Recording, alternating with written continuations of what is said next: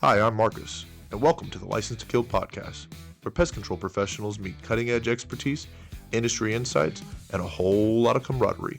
Whether you're a seasoned pro or just starting your journey as a PMP, this podcast dives into everything that makes our industry tick. From advanced techniques and groundbreaking products to hilarious field stories and the real talk about the challenges we face in our industry. Join us as we explore the science, art, and community behind pest control, celebrating the people who work tirelessly to keep our world safe, healthy, and pest-free. As always, stay sharp, stay connected, stay legendary.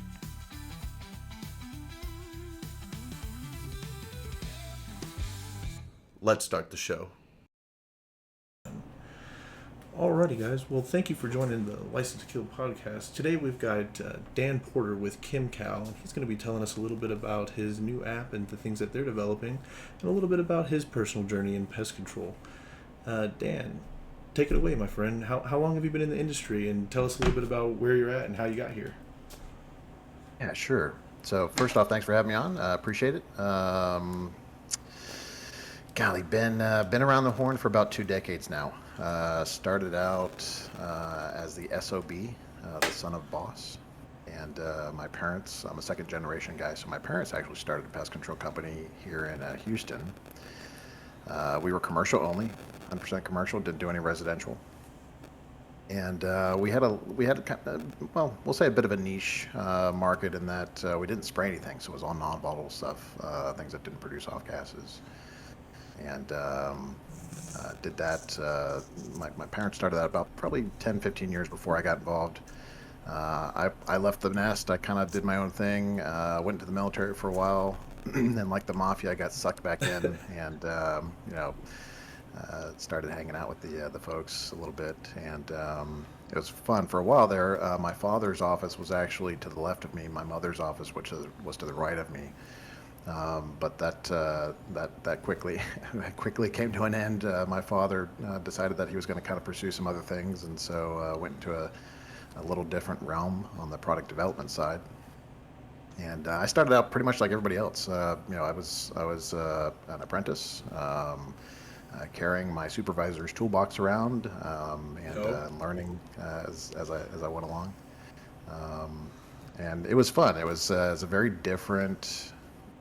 It was very different being in it than looking at it from the outside in, right?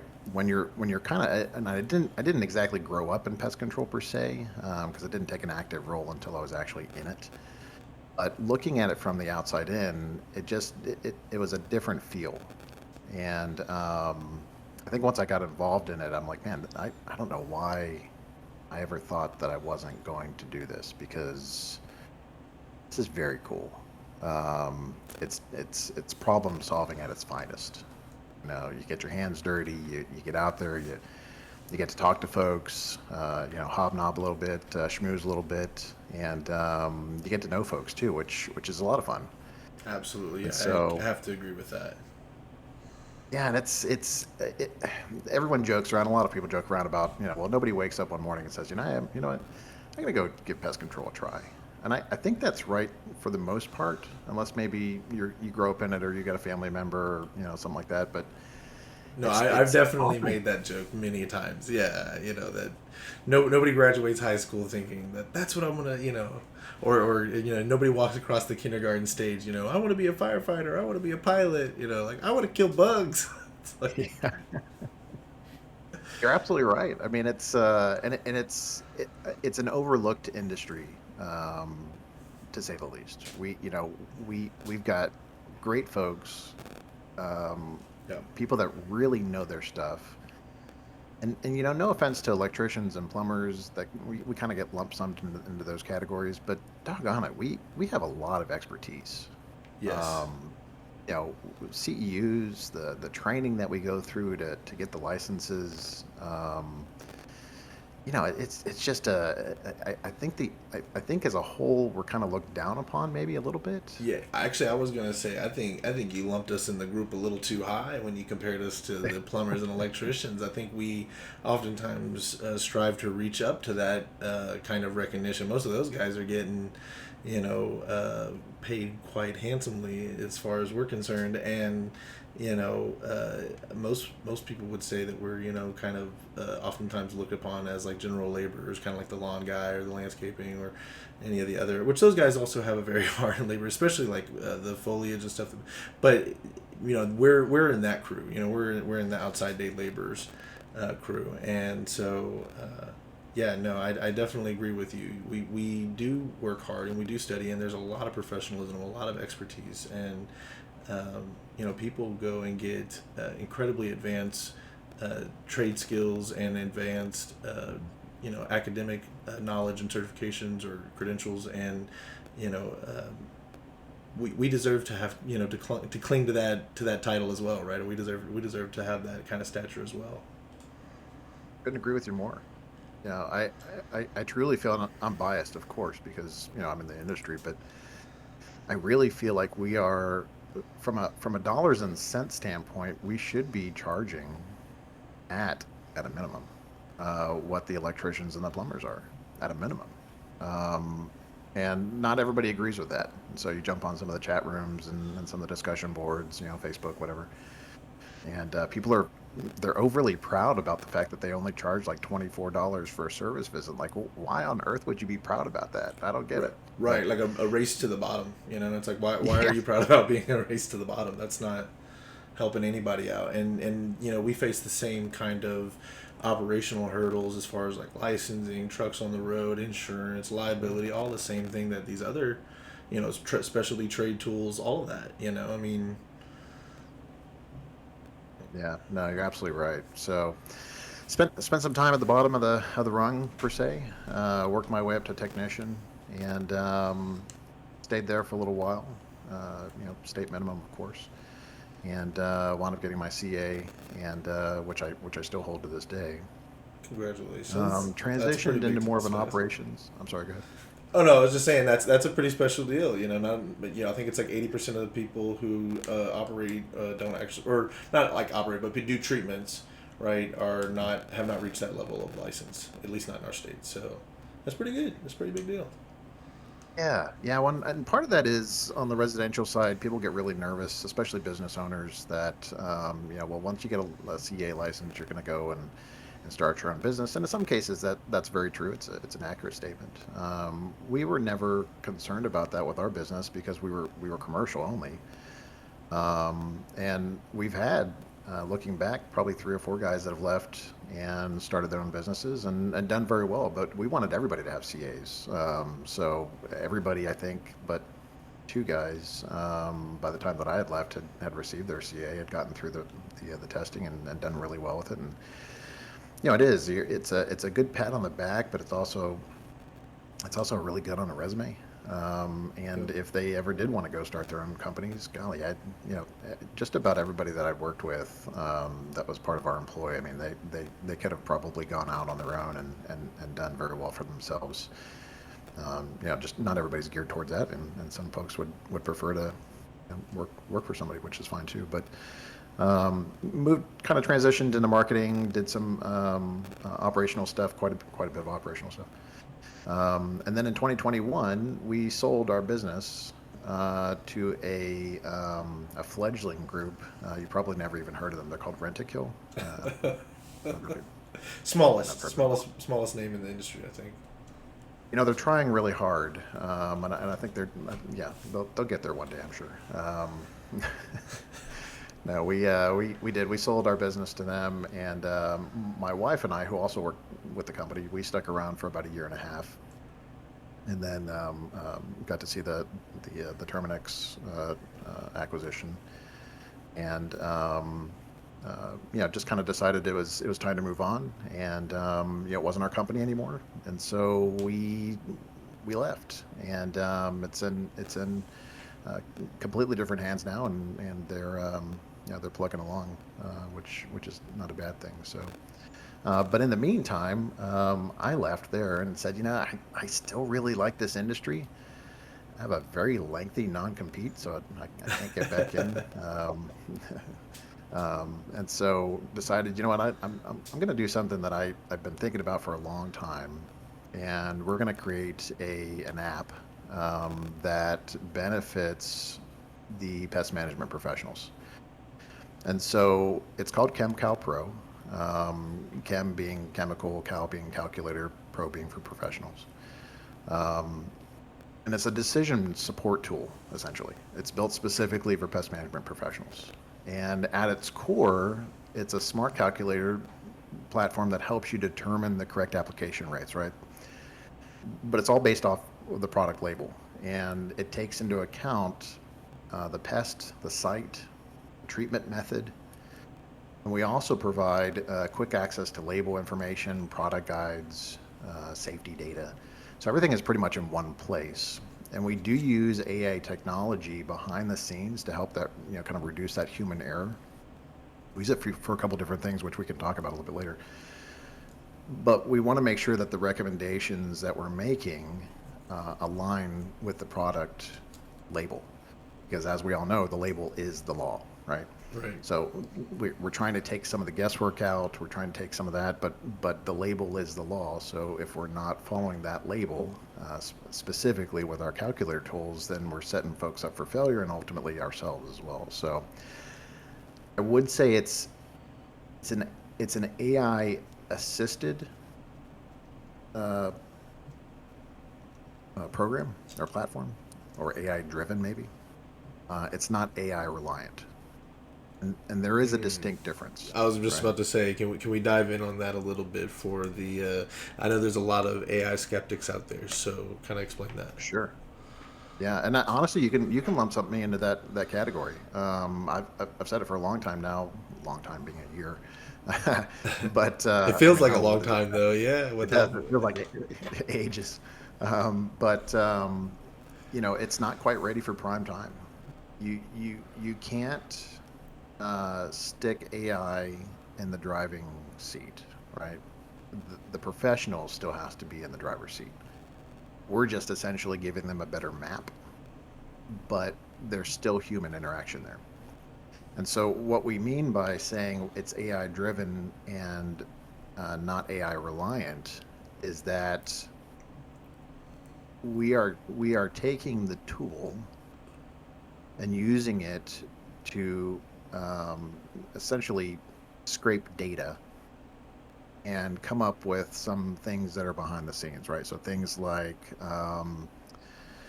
decision trees, right? So for every label, there's a decision tree. Okay, well, if you're going to do this, then you're going to do this, and maybe if you do this, then you should use this, right? So those are all decision trees. That's kind of the way that it ebbs and flows.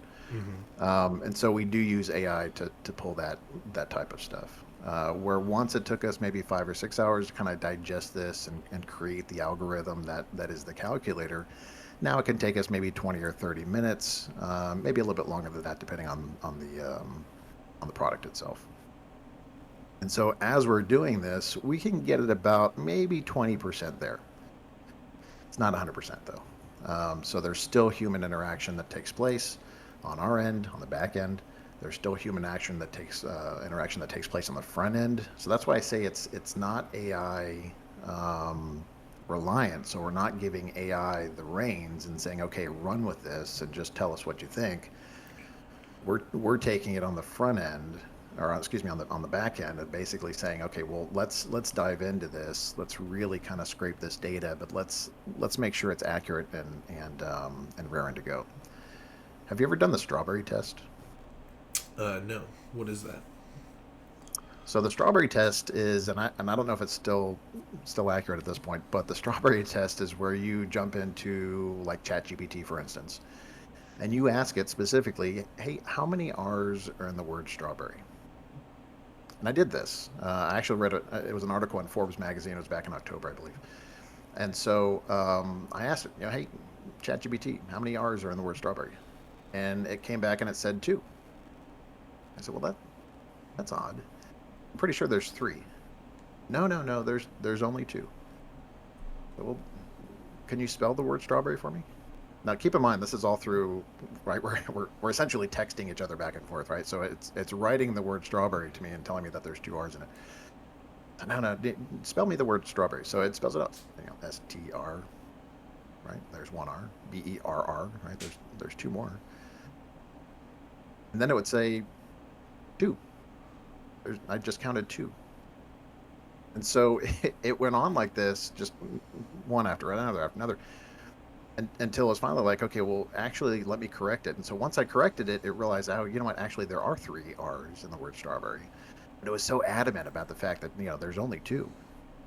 And that's the danger that we have with AI technology right now. So not only will it make stuff up, Illusion of but it'll get things confidence. wrong. Right. That's right. Right. Right. So we can't just release it, to the masses and create an AI chatbot and say, okay, well, this is the next best thing since sliced bread, and it's going to answer all your questions, and it's like a genie in a bottle. No, it's not. It doesn't work like that, especially when you're dealing with legalities that are associated with labels. So, let me ask you: is this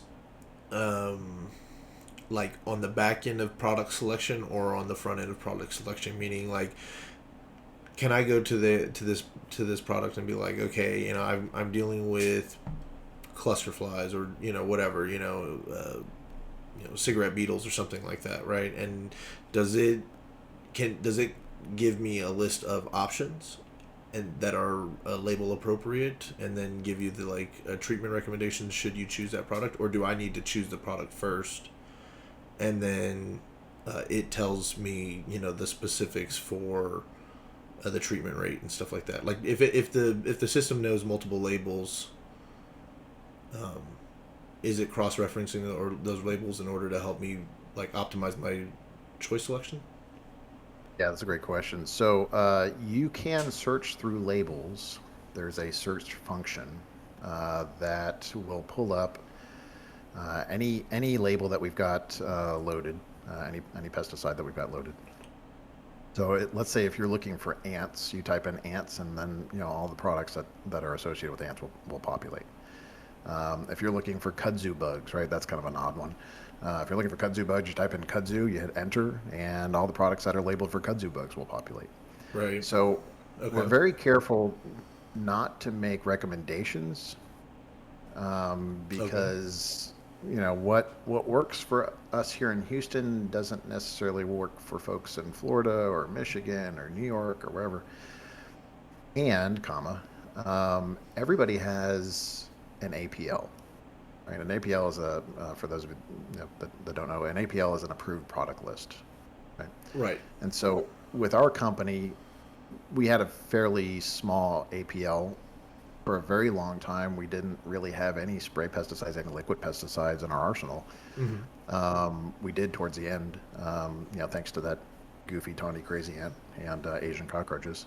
But before that, it was a lot of dusts and powders and baits and things like that. And so we're very careful about we don't want to make recommendations, but we do want to highlight the fact that, hey, this product can be used for this. And then it behooves the technician or the applicator to jump in there and do a little research. And so every single pesticide has two tabs. The first tab is a general information tab, right? And it's going to give you, hey, you can use this product in all these treatment zones. You can use this product for these pests. Here's the EPA registration number. Here's the concentrate. Here's active ingredients, whatever. The safety portion of it is the next tab, and so that breaks everything down. What kind of PPE should you be wearing? What's the what are the restrictions, either state or even local area restrictions? And both of those areas we felt were really, really important for just a real quick glance. And so that's essentially what we've got on both those tabs. And so let's say you're looking for a product that specifically is labeled for horse stables, right? You can search for just horse stables, or you can search for active ingredients, or you can search for the flies, whatever it is that you're looking for. And then you can cross-reference. Can you filter that using the APL that you've can I go in there and select the 10 or 20 labels that, like, of the products that I carry on my truck regularly. And then when I search up, say, I have a specific issue, right? I want to know which one can deal with ghost ants or pharaoh ants. Is there a way for me to, like, search, pharaoh ant, and then it cross-references the products that I have available on my truck, or that, like, I've inputted is available on my truck? Yeah, that's a great question. So I will tell you, we have a 4-phase rollout. In phase one, you cannot cross-reference what you've got in your truck through an APL. However, we do have an area where you can save the pesticides that you use the most, right? Or what would be your APL. Currently, there's no management tool that's associated with this. That's coming in phase two. So if you were going to utilize ChemCal Pro, you would utilize it as almost as an owner operator of sorts, right? Rather than, okay, well, my manager is telling me here's what I can and can't use. This opens the door to quite a few products. So once you get to the point where you're like, hey, you know what? I don't use but like maybe a dozen of these products. Then you start saving them, and then that does go into your own list. There is a search capability within your saved list, but as of right now, it only will search for pest. It will not cross-reference. If that answers your question. Yeah, no, that's fine. So, okay, so this product is definitely, like you said, it has a little bit of a slant towards, like you said, owner operators, or possibly, a service manager or someone like that who's kind of more in that seat, as opposed to the actual boots on the ground technician. Is that kind of what you're saying a little bit? No, just the opposite. So The opposite. this is this is really geared towards the boots on the ground. The applicators, the technicians, the folks that are on the front lines. In phase two, we do have a management tool coming, and Oh, I so see. That's what you're describing. yeah, so if for some reason somebody has 4, 5, 6 employees, or a dozen or 2 dozen, they'd be able to take that management tool and then kind of distribute it out, the app out to their employees or subordinates or whatever you want to call them. But yeah, no. As of right now, it is just kind of a free for all. So whether you're boots on the ground or management, it doesn't really matter because everybody gets access to the same portal. Gotcha. And right now, I know you're kind of still in the process of rolling it out. Is there an accessible portion of it, and is that available via like the URL only, or do you have it? You said you had an app that's being developed. Do you have an app in the App Store? Yeah, so we've already registered on Apple as well as Android, Google Play, and we've gotten through the hurdles on that, but we are still tweaking the calculator tool. So if folks want to sign up for early access, they'll get access to it at least a month before, if not more, and they can go to our website chemcalpro.com and click on their early access request, and they can fill out that form there. And they'll start getting emails from us kind of with little updates. We typically send them once a month, but starting next month, I think we're going to wind up doing about every 2 weeks because things are moving pretty quick, and we want to make sure that everybody keeps apprised of what's going on. But it's interesting. If I can figure out how to tap into here, I can show you a little bit. But you just got to kind of keep in mind that the calculator that you will see, we actually scrapped about 3 weeks ago because I didn't feel like it was quite right. It wasn't. It was responding okay, but it just wasn't. The algorithm wasn't quite right for it. So we went back to their drawing board, and my developers love me when I do this. I'm a stickler for perfection when it comes to this kind of stuff. So this is actually the second time that we've scrapped and gone back to the drawing board. But just within the last week, we had a pretty big breakthrough that's going to allow us to do what I think is exactly what I want to do. So let me see if I can tap in here, and I can kind of show you what we're looking at. I might get disconnected if I do. Don't shoot me. Let's see here. No, I think you'll be fine. See if I can get in here real quick. Um, This is great. This is great podcast material, by the way. Absolutely, a little bit of silence and shuffling around, right? That's right. Yeah. Well, while you're taking a second to do that, tell me a little bit about some of your experience with AI. I know that is just a portion of what you're working with, but it is a good discussion. And I don't know if you got a chance to check out our discussion with Adam Holt recently, and some of the other big AI talks that have kind of been happening in the background as of late. But we were discussing, me and you, privately, and it seems like you're quite fond of several of the different options that are out there. So tell me a little bit about your kind of analysis of what's happening in the AI space, and how is that relevant to pest control? Yeah, I do. Can you hear me still? Yep. Okay. I had to switch mics there. Yeah. So I like GPT. And I like it for a couple different reasons. I'm not overly fond of Grok. It's just not. I don't know why. It's just not my favorite. I do like Anthropic's option, Claude. They're two different animals, GPT and Claude, and it really kind of depends on what it is that you're trying to accomplish. Right.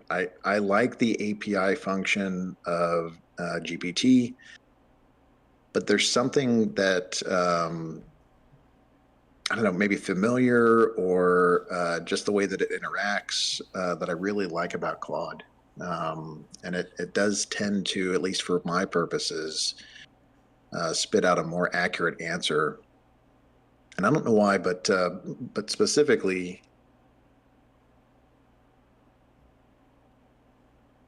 sorry, my phone just went goofy on me. Specifically, GPT, it goes dumb. You know, you can be using it. Acts like it doesn't know what you're talking about or something. Yeah, like 1 minute you're great, and the next minute it just craps out on you. And I don't know why that is exactly. I've never looked into it, but it's frustrating as all get out. And it's funny because it's always when, like, I've gotten probably 4, 5, 6 hours into something, and we're right at the end, and golly, it just goes goofy on me. And at that point, I have to shut it down and come back the next day and restart that conversation. It's almost like it just needs a break, and maybe it does. Again, I'm not sure. It doesn't seem like it should. What is the value of the API then, and kind of if it kind of lags in those other areas, then what makes the API help to lift the value up? So the API you can tie into your app or your website or whatever it is that you're doing, which is great. And so if we wanted to, and I don't, but if we wanted to take what we're working on and spit it out right into the app, we technically we could. I have some concerns with doing that. My developers don't. They want to try it because they think it's cool. But I've got some concerns with that, because I don't want to give full access or full reins to a GPT or Claude or really any of these. It's just not something that I feel comfortable with. So there's still got to be some, at least at this point. Now, we talk about a year from now, or maybe 2 years from now, or 10 years from now. And I may have changed my mind at that point, but as of right now, it's just not. I don't feel comfortable with linking it, and that's essentially what it does. Well, we did say earlier how a year felt like eons in this kind of day and age. So, God knows what can happen between then. It can only get either maybe a whole lot worse, or possibly a whole lot better.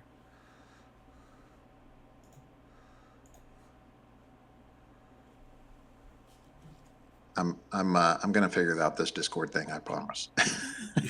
You are A-okay. We gotta work. I was trying to share my screen. I'm like, oh, I just disconnected myself. Awesome. Oh, see, look, now I can see everything. Wow. Okay. I can even Okay. All right, cool. Well, let me jump into this then real quick, and we'll see what.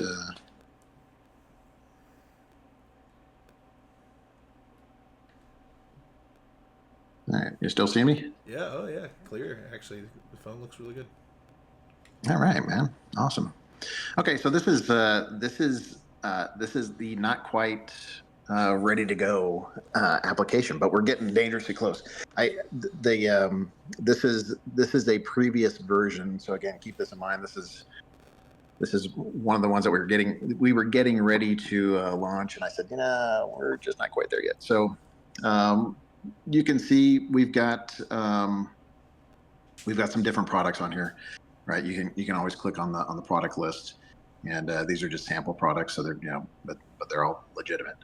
If you clicked on one of them, it would take you to the information screen, We got the EPA and registration number. That's nice for writing yep, in the logbooks. yep. You can quickly figure out what this thing is. You can scroll down. You've got active ingredients and concentrates. Don't take any of this verbatim because some of this we just fluffed so we can kind of get through it. But you've got your signal words. You've got your target pests. Your use sites, your tank mixing instructions if you need that. Application methods. So for this particular product, you can do broadcast or crack and crevice or drench foam application, right? Rotting, subslab injection. You've got application equipment. So for this particular one, you've got some sprayers, you've got some crack and crevice injectors, a subslab injector, right? Lots of stuff there. If we scroll over to safety, this is and actually we've modified some of this too. So you've got your PPE, you've got your first aid measures. Actually, your first aid measures we've broken out, so it's not as verbose, I guess. Some environmental hazards, your maximum application frequency. So this particular one, annual retreatment for termites is prohibited, but everything else apparently is a go. Weather-related instructions, you've got some disposal instructions, right? The state-specific stuff, New York, doggone New York. California, I feel like at least they just say, you know what, hey, if this isn't the right product for us, you just can't use it. New York says if this isn't the right product for us, we're just going to change it. Like how they get away with that, I have no idea. But they alter labels so much so that we've actually had to go in and alter the app specifically for New York. And they probably will not get the app for probably a year because I'm so angry about it. Right. No, but I mean, in some sense, it does make sense to kind of have their own little like New York portal though, because it's so unique to them. Like every label is completely different. We actually have, and like I said, we're not going to release this just yet, but we have a segment on here that if you are in New York, it actually, and your location services are on, it will tell you by modifying the calculator that you cannot use this product as label instructs. For general speaking, you have to use the New York version. And if you're in a tri-state area, and let's say you're in New Jersey in the morning, but you're in New York in the afternoon, the app will actually change. But like I said, we're probably not going to roll out with that initially, just because it's so frustrating. We do have reviews, so if for some reason, one of the things that really bothers me is that if you want to find out what other people are saying about products, oftentimes you have to go to the DIY pest control places. And like 90% of those folks that are reviewing are homeowners. And no offense to homeowners, but they don't know what the heck they're doing. Right. They really don't have the same understanding that your professional applicators are going to when They do really not. critiquing a product. That's right. Yeah. So they'll put in there, oh, you know what? This Termidor was great. It killed all the bees that I had on the side of my house. It's great and wonderful. And it's like, oh my gosh, that's not labeled for like, please don't use that for that. But it is what it is. So this is kind of a review section, and people can add a review in there, and they can go nuts with that. This is the saved area that we were talking about. So if for some reason you had, let's say you used, half a dozen or a dozen of the products that are listed on here, you could save them and put them in your saved category. Yeah, well then that's effectively enough. I mean, that's kind of what I was talking about. Yeah, you go through and you can heart your the stuff that you use on a regular basis, and in that way it's a quick and easy search, specific Yeah. to what's available at hand. Yeah, super easy. Back here in the product section, again, if you're looking for ants, well, as it turns out, everything I have on here is currently labeled for ants. But if you put in Put like pharaoh that, ants. that goofy Oh, kudzu bug, kudzu bug. Yeah, there you go. right? So right now there's only one. It's Redesco. That's a brand new insecticide that they just released, and so that's the only one that's on the list that's currently labeled for it. Again, this has not been populated fully, but once we launch, it will be. Um, you can see the indication that certain products have calculators. And so when you click on this, there's now a button down at the bottom that shows, okay, well, this product has a calculator. And when you click on the calculator, and again, keep in mind this is going to change, but you've got some selections. So your first area is your treatment, right? So we're going to do an outdoor treatment using OneGuard. So we're going to click on outdoor, and that's going to change our application sites. So according to the label, you can do treatments for lawn and turf, ornamentals, landscaping, mosquito habitats, exterior walls and structures. If you went back in and you said, you know what, actually, I made a mistake. I clicked the wrong button. I need to do indoor. Well, that changes your application site. So now you've got food handling areas and non-food handling areas. Does that make sense? Right. So pretty simple. We'll click on the outdoor. We'll come down here and we'll say, okay, application site. You know what? We're doing some exterior walls and foundation structures, perimeters, basically. And we're going to click on our pest type. Well, the calculator actually changes depending on the pest. So if you're going to do spider mites, that's one equation. If you're going to do general pests, that's another equation, right? So we'll say general pests. Then we're going to scroll down to the treatment type. Well, there's only one treatment type allowed for general pests for this, and that's a spot. We're going to click on save. And my apologies to the people at OneGuard. This is, I'm not distributing this information as in this is gospel, but this is the way that we set the calculator up. So, please don't use this for future applications. Well, Dan said on a podcast that this is how much. Okay, don't do that. So application rate. Well, for this particular label, it's 1 fluid ounce per 1,000 square feet or 2. And being in the pest control industry, more is always better, right? I'm kidding. I was gonna say, oh, Please don't you try and catch me on a soundbite like that. don't say yes, Marcus. Don't say yes. All right, so we're gonna say 2, and then we're gonna put in our square footage, right? So I don't know, we're doing an extra large facility. Then up at the top, you see the concentrate. It's 11.7 ounces, and your finished product is 5.9 gallons. That's what you wind up with. So again, this was dangerously close to kind of what we wanted, but it didn't include everything, and it didn't include it in a succinct manner. So on the new calculators and the ones that we're going to wind up rolling out with, the treatment area is actually subservient, if you will, to the treatment type. And we did this for a couple different reasons. So the treatment type, let's just say for this particular one, and again, don't quote me on this, but let's say for OneGuard, the treatment type, actually you can use it as a drench, right? You might be able to use it as a foam. You might be able to use it as a spray application, right? Or maybe a subslab injection. I don't know. Let's just, and again, that's not accurate. We're just using this as an example. Oftentimes, that's us, right? That's the technician, the applicator out there. We're going to probably know that in advance, right? So you know what? I already know I'm going to do a spray application, or I'm going to do a foam injection. And so that's really why that needed to be at the top. So that when that goes at the top, it actually changes everything else down below it. And so that's part of the reason why we had to go in and manipulate that, because I didn't want it to start with the application side, because oftentimes, and I don't know about you, we get in this mode as pest control operators where we're like, man, this is I can only use this product in this manner because that's the way I always do it. And we totally miss the fact that there's like 4 or 5 or maybe even 6 different applications that you can make with this, doing a different application.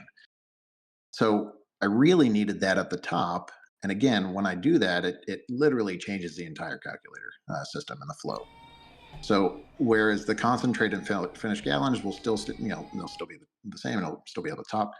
The flow completely changes, and it actually allows for a broader look at the product from an applicator standpoint, because now you're being clued into, oh, you know what, actually I can use this as this, or I can use this as this, and I never even thought about that.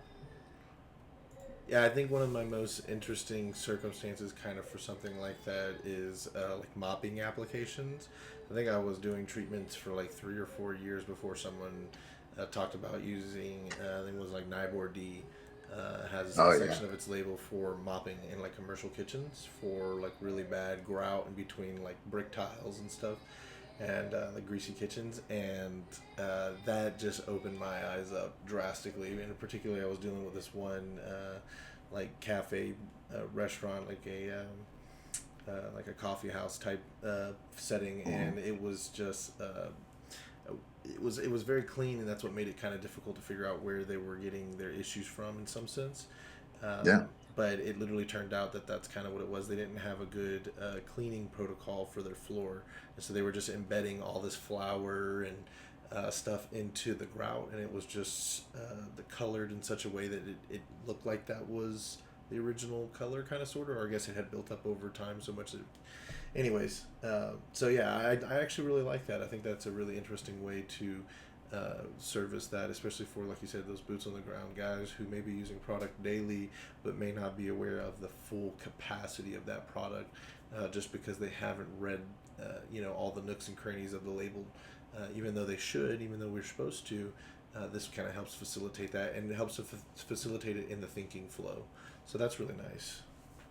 Yeah, yeah, I totally agree with you. And our goal was never to replace good judgment, right? It was really just to back it up. And Right. so we're not trying to take away the need, or frankly, the importance of reading through labels. That is critically important. In fact, one of the things you can see on here, I mean, we've got the labels and the SDSs right there. Right. You click on them, you download them, you review them. You get to know them. With our company, one of the things that we would do on a very regular basis was we'd pull labels and just sit there. I guarantee you guys do it too. We would sit there and go through labels and just, okay, well, if we were going to use this for this, and this was X number of linear feet or maybe square feet, how much product would you use? And we'd go around the room, Right. and, hey, what'd you get? What'd you get? What'd you get? And it wasn't a gotcha thing. It was, let's really learn. Let's really dive into this and figure this out. Um, but look, just to be really honest, a third of the U.S. is just really bad at math. That's what the Right. studies say. Right, right, Uh, absolutely. Seventh grade reading level is the average adult American, I think, or that's less. right. Yeah, And labels are not written for the layperson, right? right, They're CYA. They're legalese. Yes, they're written maybe not in lawyer speak, but doggone it, they're pretty close. And there's a lot of gray area in labels too. And I know the manufacturers that might be listening to this, or they're cringing right now. They're like, no, there's no gray area. No, no, there is. I there is. promise. Yeah, plenty of it. Absolutely. I know. There Or is. if you talk to people who operate in the field, they say it at least. So we're not going to name drop anybody, but absolutely, yeah, no, that's okay, but that's the honesty of it, and I think we brought out earlier, we pointed out, that there's a recognition for the fact that, we're kind of lumped in with the lower tier worker level, right? But as you just pointed out, like you can't even do this job. You can't use any of these products. You have to read the label to use the product, right? But That's you right. cannot read this label unless you have some some ability to read. I mean, some of these scientific words are quite long, and these ingredients, and or like you were saying, or the kind of vague wording. What's the difference between like ornamental and landscape, or ornamental and like a broadcast treatment for a grassy or yard area. I mean, like those are different kind of things. That kind of terminology all matters. It's all situational, but it matters. It does. And unfortunately, there's no standardization. So what one label, or what one manufacturing company puts on its labels, isn't necessarily required by the next group. Yes, there's some standardization as far as you got to have the EPA registration number, you got to have this, that kind of stuff. Yeah, but But when it take the really word could, like mosquito habitat, right? yeah, yeah, Okay, well, that that could literally be inside the wheel well of a rotting tire. I mean, yeah, it could be anything. The tarp on the top of somebody's, what you call it, smoker or a grill or whatever. You know what I mean? Like, uh-huh. it's just like there's tons of areas that it's like, not supposed to be open to interpretation, but again, when you're dealing with the general public, you're dealing with a lot of people on the scale of tens of thousands, hundreds of thousands, seventh grade reading levels. You put two and two together and you start to see kind of, you know, where the slop starts to show up, and that's exactly what it is. It's slop. It's waste of product. It's in use product. It's treatments that are ineffective or not as effective as they could be, and so it's bad for operations. It's bad for technicians. It's bad for the environment. But like you said, we're kind of setting ourselves up for failure, though. Labels are difficult to read, and they're oftentimes quite. It's not like you're supposed to be able to make this kind of information compelling to read, but at the same time, again,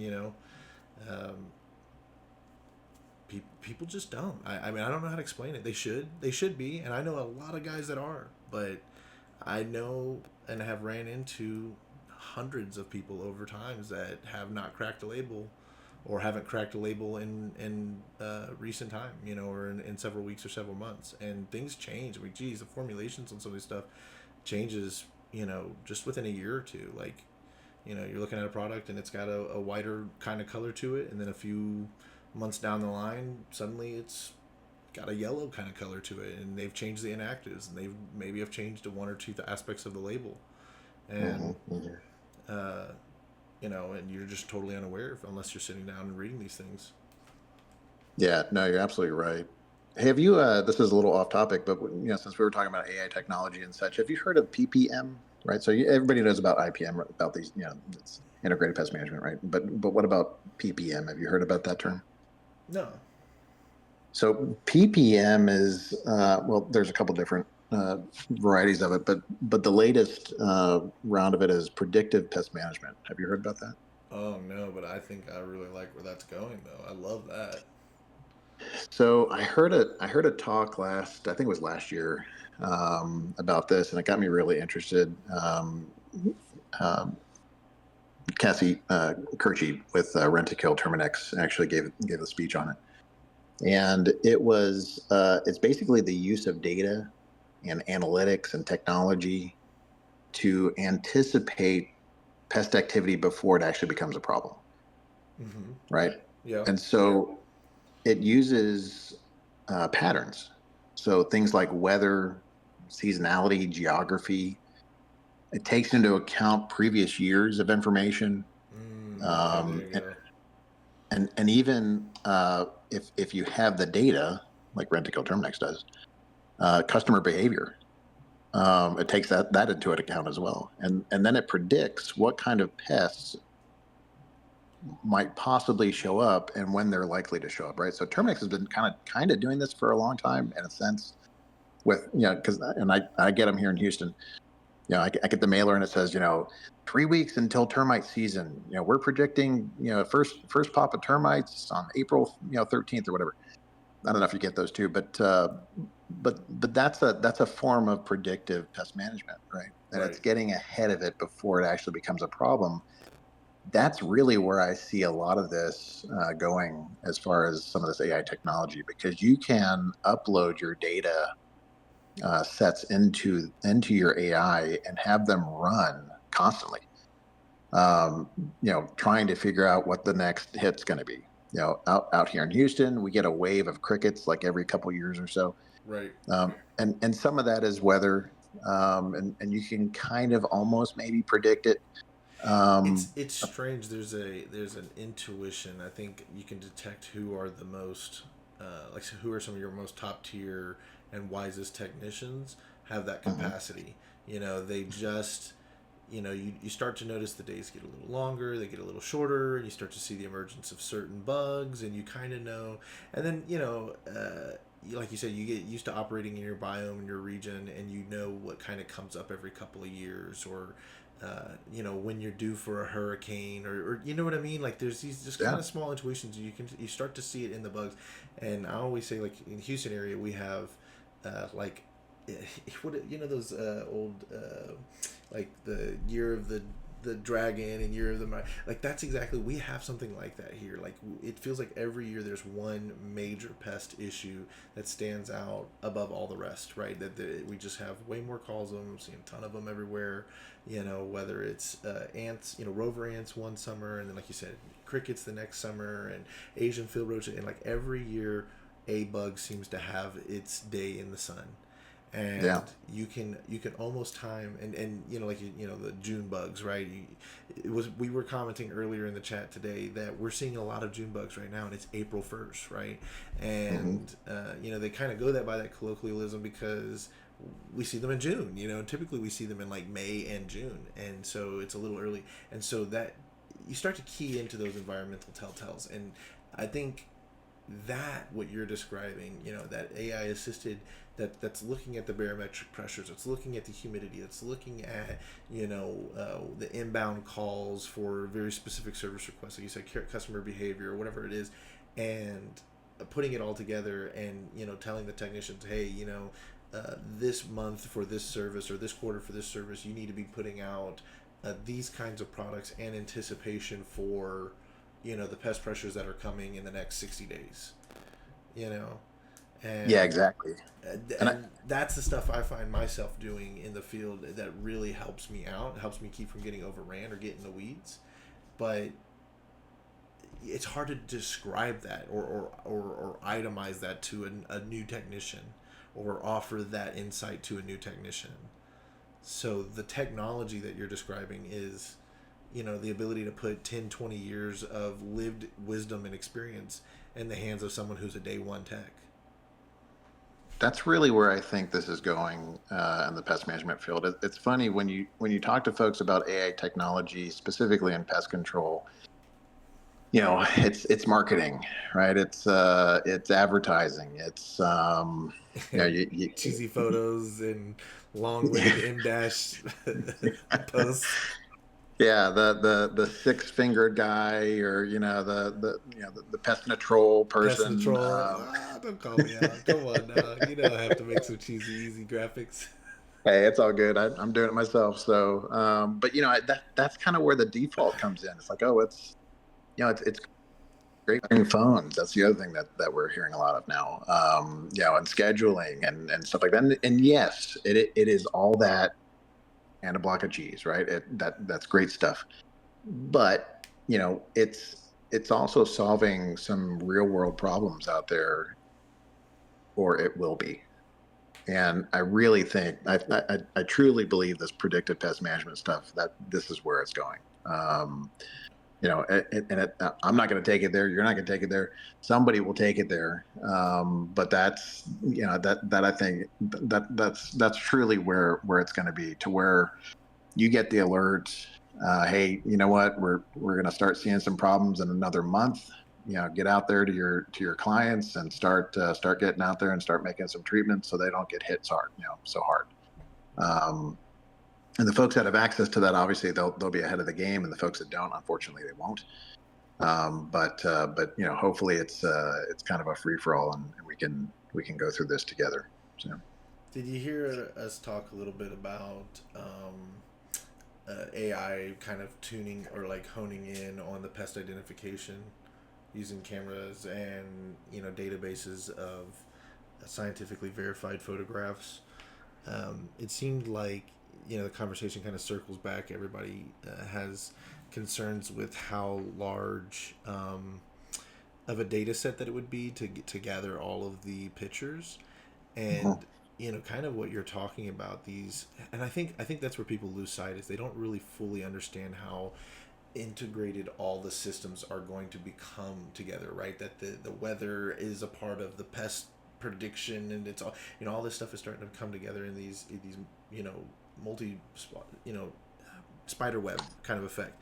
And so the point I'm trying to describe is that it's actually not crazy to think that a company like Terminex, or even really like a technology company like Amazon, right, that wants to get into how they're doing everything nowadays, right? Suddenly they start a pest control company, right? But they're not in the business of doing pest control treatments in the way that they're in the business of telling all their technicians that, hey, you have to capture a photo of the bug before you perform a treatment on it, right? And so now they're outsourcing, photo taking to tens of thousands, hundreds of thousands of technicians, all being gathered together in one software, right? And that's the thing. It's like, I actually don't think it's going to take years and years, or tons of time. I think you slap an archive of digitally scanned in textbooks that are already in Google, and then compound that with tens of thousands or hundreds of thousands of photos live from the field daily. You'll have that AI model trained in a fucking week. I mean, Yeah. it's like, Have you have you ever played that game Pokemon Go? oh yeah, oh yeah. Yeah. So this came out just recently, and you may have read about it, but it was I did. developed by Niantic, right? And so it was released in 2016.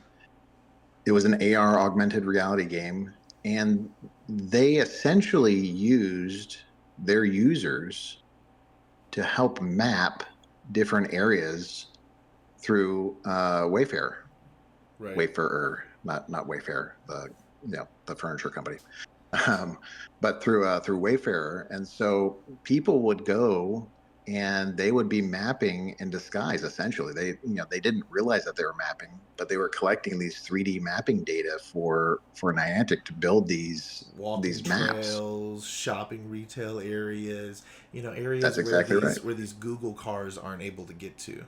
All this guy Yeah. is a fun little game where you flick the ball and you catch the little dancing, monster on the screen.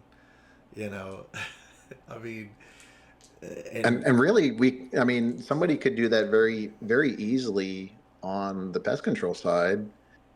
Hey, take a picture of the pest. Take a picture of the pest. Now, the hard part would be somebody would have to identify. You'd have some really smart folks that would go in and actually be able to identify and be able to use those images as data sets. And maybe that's where the AI technology comes in for helping to identify and test. But I don't see it too far out of that realm as far as saying, hey, here's a really fun game, or maybe this is maybe it's not a game, but maybe it's a professional tool, and we're gonna just start collecting as many images of pests as we could possibly collect, and maybe it's a rating board, I don't know, and essentially that's where you get all your images from, and start really just cataloging them. right, and I mean, you can have even an AI, assisted sorting, right? So you have people come out, they're going to do a treatment, they snap a quick photo of the bug they're going to treat that justifies doing a treatment in an IPM area, right? Some kind of thing like that. I'm sure it's how they always red tape you into doing this kind of stuff, and then it's able to quickly identify, okay, is this a wasp, or is this an ant, is this a roach, and then it just kind of categorizes it, and then like you said, then later when you go to pull through that data set, you're not just looking at a bunch of random different bugs. They're kind of clustered and clumped together, ants with ants, roaches with roaches, and stuff like that. And then like I said, you cross-reference that with a bunch of textbooks that already exist, a bunch of university stuff, Purdue, Yeah. AgriLife, Florida. I mean, how many decades have they been capturing pictures of bugs under microscopes? I mean, like, since decades now. I mean, Oh yeah, yeah, yeah, absolutely. And they've got great, great stuff at their facilities as well. So yeah, it's pretty cool. Technology is, it's getting faster, it's getting better. Um, yeah, and yeah, I don't think I mentioned this before, but a year and a half ago, give or take, I was ready to drop this project because I'm like, man, I can't get it to come together. The calculator tool wasn't working the way I wanted it to, and I'm like, I'm just going to walk away from this. And hope that my non-compete expires faster than I thought it did. And you know, with the advent of technology and with you know things moving so quickly, I literally woke up one day. I'm like, you know what? I'm going to try this again. Let me see if I can get this to, if I can crack the code, and started playing with it. And it took a while, but I figured it out. And I'm like, you know, actually, we can do this. And so with every update, with every new release, and new technology that comes out, platform wise, I mean, there's the sky's the limit on this stuff. I mean, it's incredible. It's incredible. So. Well, one thing we didn't touch on, and I did want to speak about at least before we finished up, was on your platform you have a podcast section, and of course, you know, License to Kill. We're sitting here doing a podcast. We can't not mention that. So tell me a little bit about some of those other features that you're trying to do to add some value to the ChemCal app, and what that's looking like, what that process is looking like, and will they find License to Kill there? They should. So I will say right now, the way that we upload podcasts is almost 100% through YouTube. And so if somebody's not on YouTube, I currently cannot add them, and I've got my developer working on that as well. Because there's some other folks out there like Pest Posse and some of these other groups that they don't use YouTube, and so we've been working on getting that. And there's a reason why we do use YouTube for that, and it's because they've got an amazing system. And as we pull those podcasts in, they actually the creators get credit for it. So even though they're viewing it on our app, the creator gets credit for it through YouTube. Oh, so And their so view count still, yeah, it gets, that's nice. The insights and metrics don't get messed with. that's exactly right.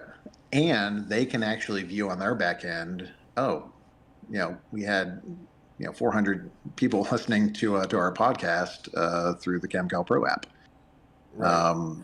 which is very cool.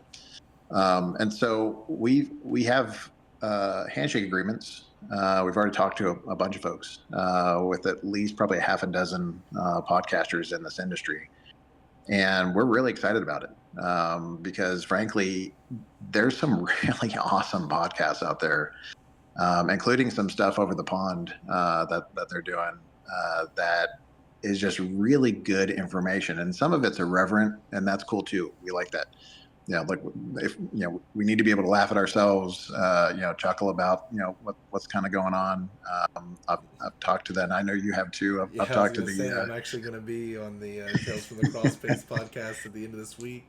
Of course, we got to show love to the people over at Pestrogen, like you said, the Across the Pond people. yep, Beauties and Beasties, and Pest Perspective, and that's right.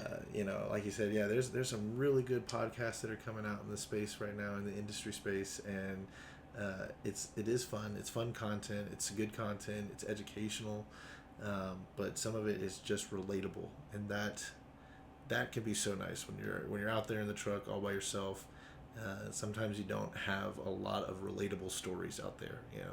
It's all fictional, this, that, and another podcasts or audiobooks and stuff. But there's not a lot of people writing or telling stories from our point of view, and so that's been super refreshing to see. Yeah, you're absolutely right, and it's good. Look, you're driving from space to space, or you've got a lunch break. Flip on a podcast, learn a little something, or just chuckle. I mean, that's good. That's good stuff too. There's some amazing stuff out there, and some of these folks, like there's one that I talked to them about maybe 3 or 4 weeks ago, and they only put something out like once a quarter, but it's solid. It's really good.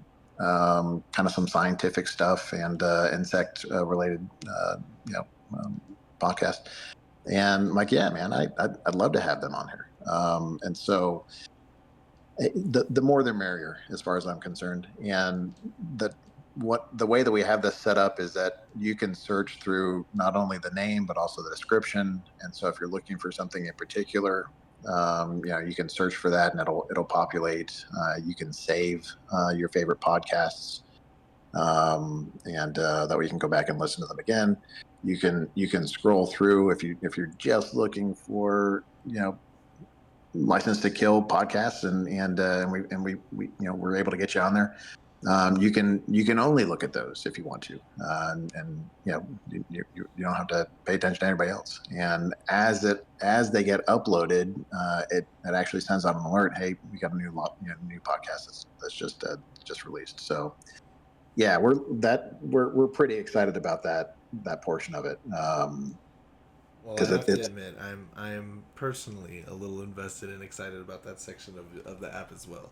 As much as I enjoy the calculator and some of the other features, I definitely have to say that the podcast section I will probably be spending several hours in. It's pretty fun. The other area that we have is more of a social media type tool, and so people can go in there and post. And I don't like using this term, but it's a safe space.